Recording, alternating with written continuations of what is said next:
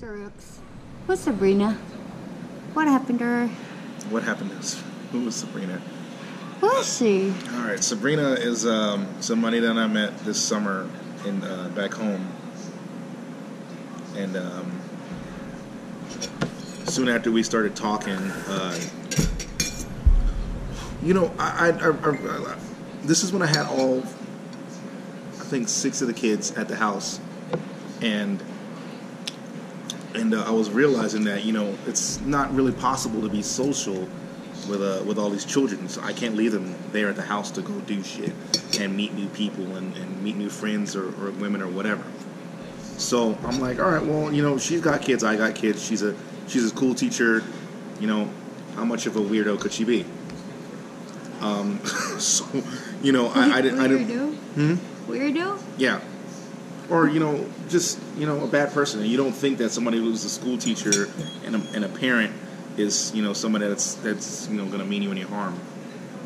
So anyway, I did family friendly things with her, like bike rides, or well, she didn't have a bike when I met her, but everybody in my family had bikes, so she went out and got one after we met, and dinners, or we meet at Walmart to do shopping, shit like that. But this was really never like a relationship thing, not from the start anyway. Actually, never was. But when she'd come over, after we got to the point where she'd come over with her kids, it was cool because we'd be over there doing activities with the kids, like reading time or video games, bike riding, or morning stretches in the morning. We before we had breakfast, we get up, all of us would do stretches and eat. Somebody different would lead the stretches every day. We play music and we just do stretches to start out our day, have breakfast, and then do whatever we're going to do. It's the summertime, Mm-hmm. So, she basically, what I learned after everything was that she just fell in love with this whole lifestyle that I had. My house was clean. My children listened to what I said, and we did stuff together. I didn't sit my kids in front of an iPad all day and say, hey, go to your room and just, I do my thing and they do their thing. We interacted together and did constructive things together and had fun together and had meals together at the table. Wow. With meat and vegetables and bread and, all the food groups represented and shit like that, Everybody had chores. It was, just a real healthy environment. Yes. So, she liked all that. So, I was just breaking up with Susie. I was not really in a place to where I needed to be getting anything serious, and she knew that. And she had just gotten a divorce herself. So,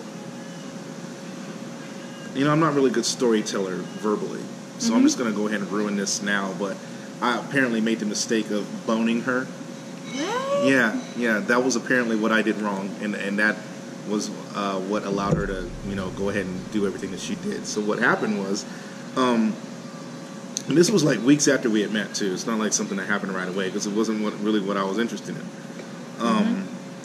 But I had told her in some random conversation one day while the kids were playing outside that this Filipina project is not going to happen. I can't afford to have all my bills paid on time and keep everything going the way it is and spend thousands of dollars on this self-publishing project.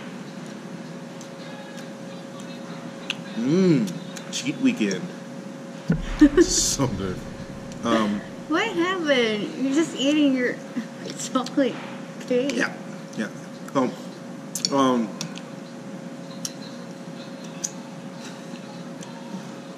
She suggested, she was like, no, I kind of want you to, you deserve this, everything that happened with the divorce and everything, and you're handling your business now, and I would rather you not give up on your dream to do Filipina in the Philippines like you plan on. I'm like, well, I'd rather not either, but, there's decisions that we got to make. So she came up with the idea of us, cohabitating. And I'm like, that would be cool, but I just got into this place and I don't want to move anywhere. And she owns her house, and I was renting. So I'm like, well, I know you don't want to sell your home, which she couldn't because it was completely fucked. But, so she couldn't sell her home, and I didn't want to move out of my house. So I was like, it's really nice, but I don't think that's a good idea right now. But like I said, she loved my life and she wanted it. And I'm not even going to say it was just about me. She just liked everything that was going on there. So she persisted, and I bucked with everything I had in me. Like, I didn't let go of my lease. I didn't want to go over there with her, not just with her, but I didn't want to. I enjoyed having my own place. This was my own first house in America, all to myself. You know, I've been supporting the ex-wife and everything for years now, and the kids, and this would have been the first time the kids and I were living in Daddy's house. You know what I mean? With Daddy's rules and a clean home and being places on time and shit like that. That would have been the first time that they experienced that, and I liked it. I liked the idea of it. So I'm like, I don't want to give that up. I just got it. So, but nobody wanted Filipina to be published this year more than I did.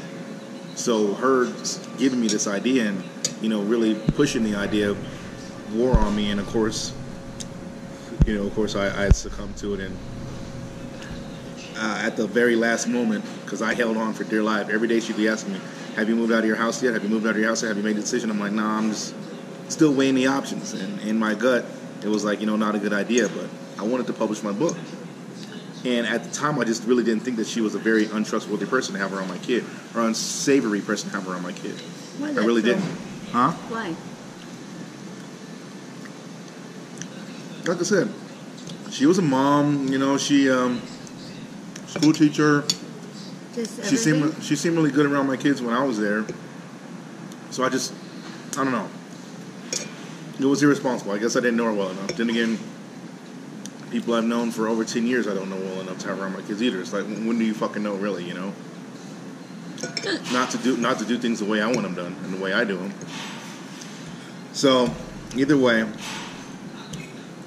we had an arrangement. And every once in a while, over these 2 months that I knew her, I had to remind her, we're not together, because she'd say shit that made me feel like she thought that we were a couple.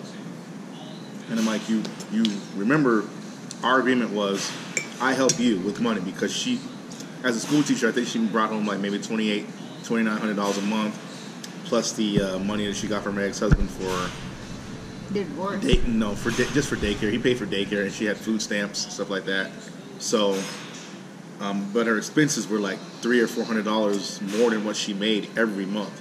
Wow. So I'm like, let me help you out, because you need help, and we need to kind of remix your expenses, because routinely putting out more than you're bringing in every month is not very smart.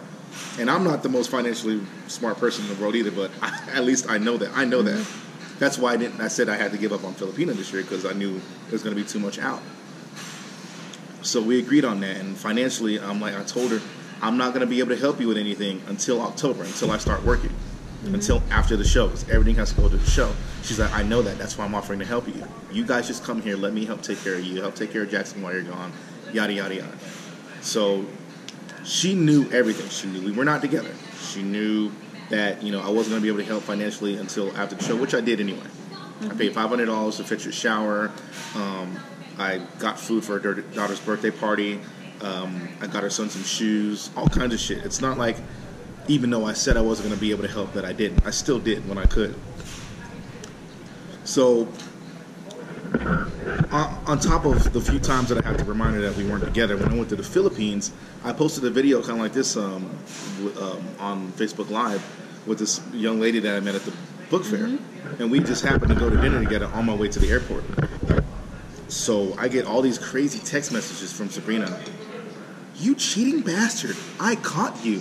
I caught you cheating. I'm like, I thought she was sending these messages to somebody else. I'm like, what are you talking about? I thought you could only cheat on somebody if you were together. And I'm broadcasting this live on Facebook. I don't think I'm trying to sneak around.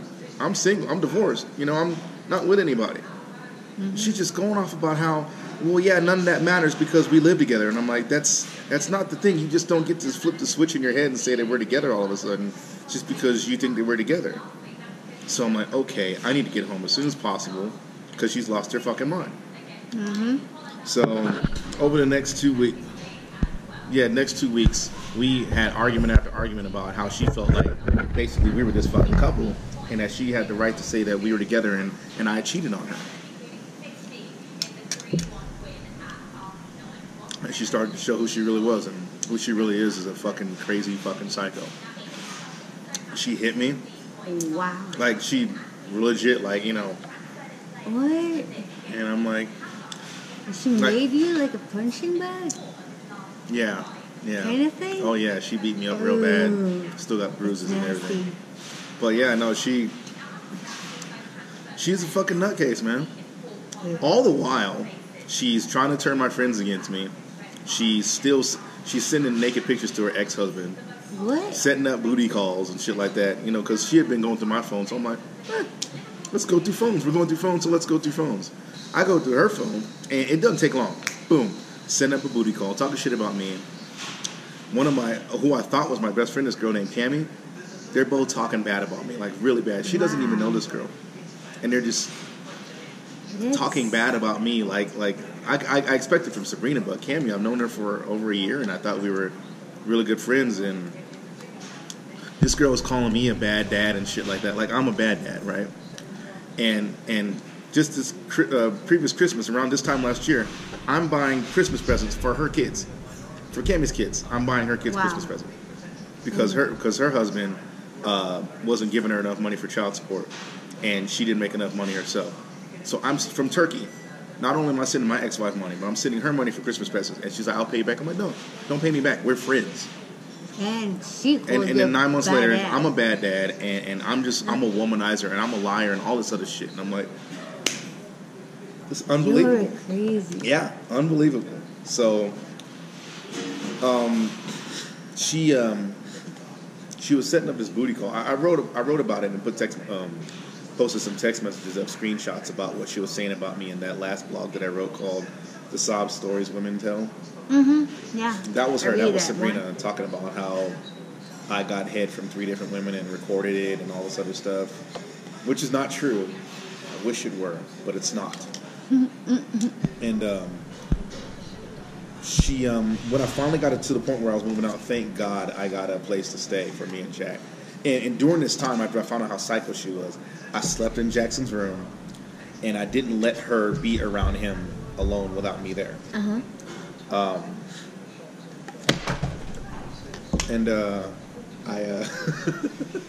You're an ass. I know. And then, whatever. Anyway. Then Also,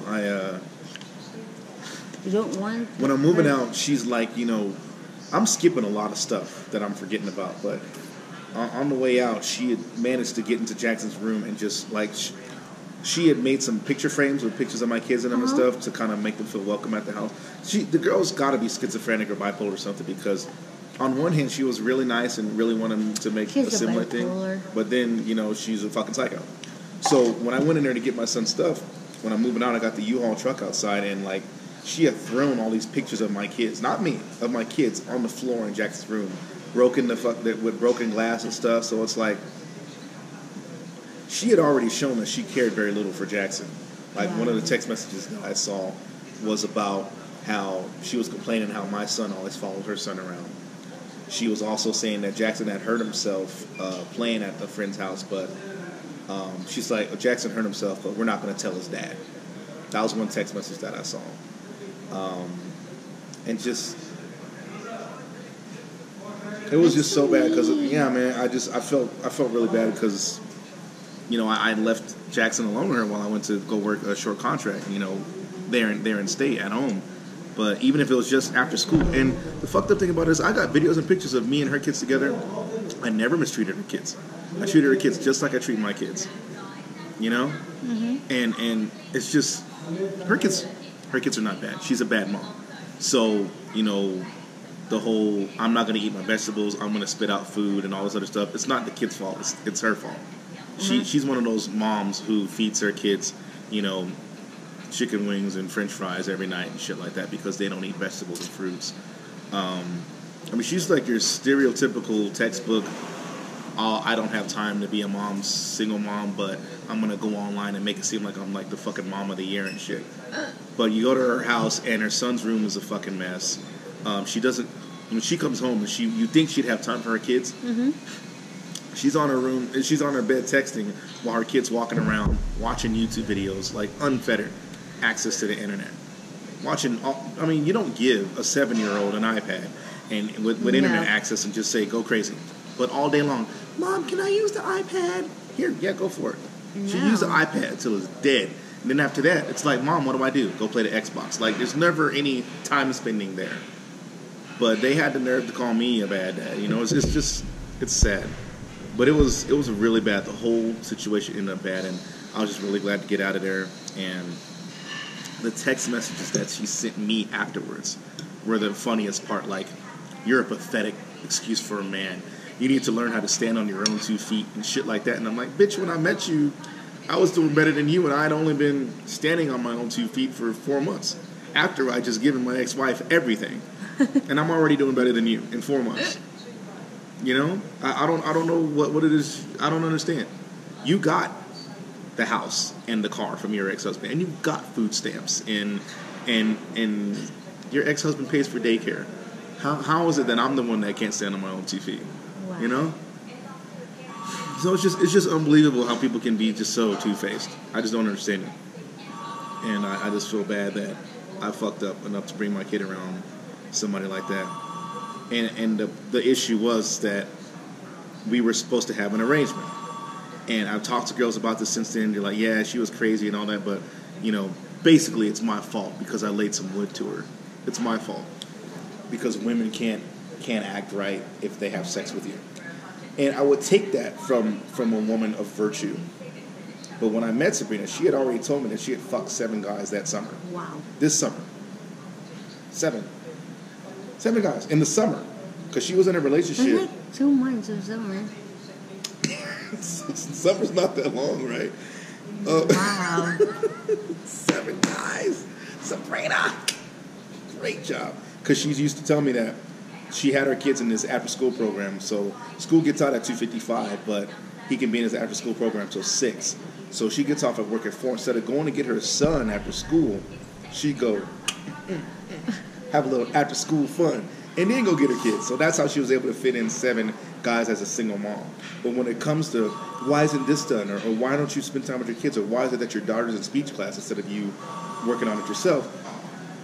Oh, I'm a single mom, I don't have time. Well, if you quit taking dick from the back every day after work and leaving your kid at school and your daughter at daycare until the last minute, maybe you'd have a chance to do some of these things. But, you know, she's the good mom. She's the good mom. I'm a terrible father. That's how it is. You're a terrible father. I am.